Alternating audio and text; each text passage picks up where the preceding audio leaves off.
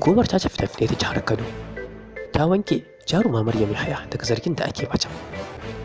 Mawaƙi Dauda Kaho Turarara ya yi ƙarin bayani dangane da alaƙarsa da fitacciyar jaruma Aishatul Humaira. Jama'a assalamu alaikum, barkanmu da sake saduwa da ku a wannan tashar tamu ta Inganci TV. Idan wannan ne karin ku na farko, kar ku manta ku danna mana subscribe da alamar ƙararrawa don samun shirye-shirye da zarar mun ɗora.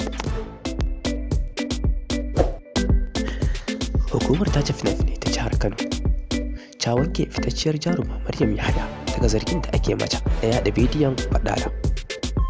Tun da fari dai hukumar tace fina-finai ta jihar Kano ta ce wasu mutane sun shigar da korafi kan fitacciyar jarumar Maryam Yahaya, inda suka tura wa hukumar wani bidiyo nata da take rawa tare da wani namiji yana rukubarta, wanda hakan ya saba da dokokin hukumar ta tace fina-finai. Hakan ya sa mai girma shugaban hukumar tace fina-finai Alhaji Abba El-Mustapha ya ba da umarni kan a yi bincike akan wannan bidiyo da yake yawo saboda tabbatar da sahihancinsa. Sai dai bayan an gudanar da bincike ne da kuma tuntuɓa, da ƙarshe sai aka gane ashe ba jaruma Maryam Yahaya ba ce. Hakan ta sa shugaban hukumar tace fina-finan ta bakin kakakinsa ya fito ya ce sun wanke jarumar daga zargin da ake mata. Sannan su kuma masu shirya irin waɗannan bidiyoyi suna musu gargaɗi da jan kunne akan su daina ko kuma su shiga hannu. Ko da a kwanaki da suka gabata dai, idan za ku iya tunawa, an dakatar da wasu jarumai guda biyu su ma kan zarginsu da yaɗa bidiyon faɗala. Daga cikin jaruman da aka dakatar a kwanaki da suka gabata akwai fitaccen jarumi mawaƙi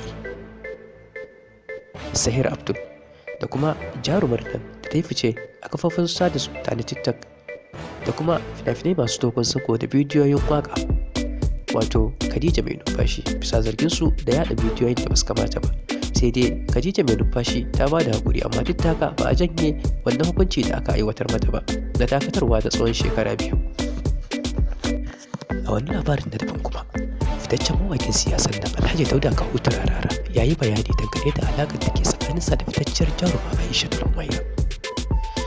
Mawaƙi Rarara dai ya yi bayanin ne a gidan Freedom Radio da ke jihar Kano a wata tattaunawa da aka yi da shi, inda aka tambaye shi dangane da waƙar Aisha da ya rera a kwanaki da suka gabata.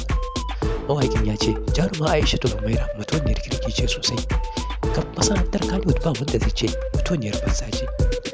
Ya kara da cewa dukkanin daraktoci da furodusoshi da suke aiki da jaruma Aishatul Humaira suna kwaɗayin ganin sun sake yin aiki da ita. Baya ga haka kuma, ko da wani abu ya haɗa jaruma Aishatul Humaira da wani jarumi ko kuma wani darakta ko furodusa, za ka iya samun laifin wancan ne, kuma a hakan ma za ka ji ta za ta yafe masa.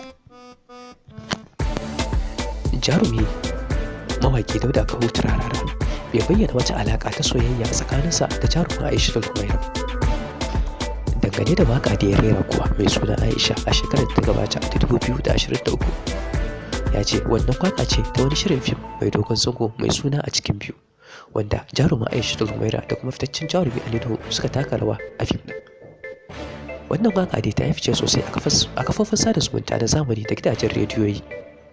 Waƙar Aisha tana ɗaya daga cikin waƙoƙin da suka yi fice a shekarar 2023 da muka yi bankwana da ita, ganin cewa mawaƙi Dauda Kaho Turarara ya fito da sabon salo, inda ba a saba jinsa yana waƙoƙi irin na soyayya ba sai a wannan waƙar. Hakan ya sa waƙar ta samu karɓuwa sosai a wurin jama'a. Kafin wannan lokaci ne mutane sun jima suna zargin kan cewa shin Aishatul Humaira da Dauda Kaho Turarara soyayya suke ne, shin aure ta zai yi, da dai tambayoyi da dama a bakuna da zukatan al'umma. Sai dai Dauda Kaho Turarara a tattaunawarsa bai fito ya bayyana wa al'umma cewa soyayya suke da Aishatul Humaira ko kuma auren da zai kona bambancin haka ba. Ya ce dai kawai mutuniyar kirki ce. Kuma mun gode da kallon wannan bidiyo, kar kuma ta ku danna subscribe da alamar ƙararrawa don samun shirye-shiryenmu da zarar mun ɗora.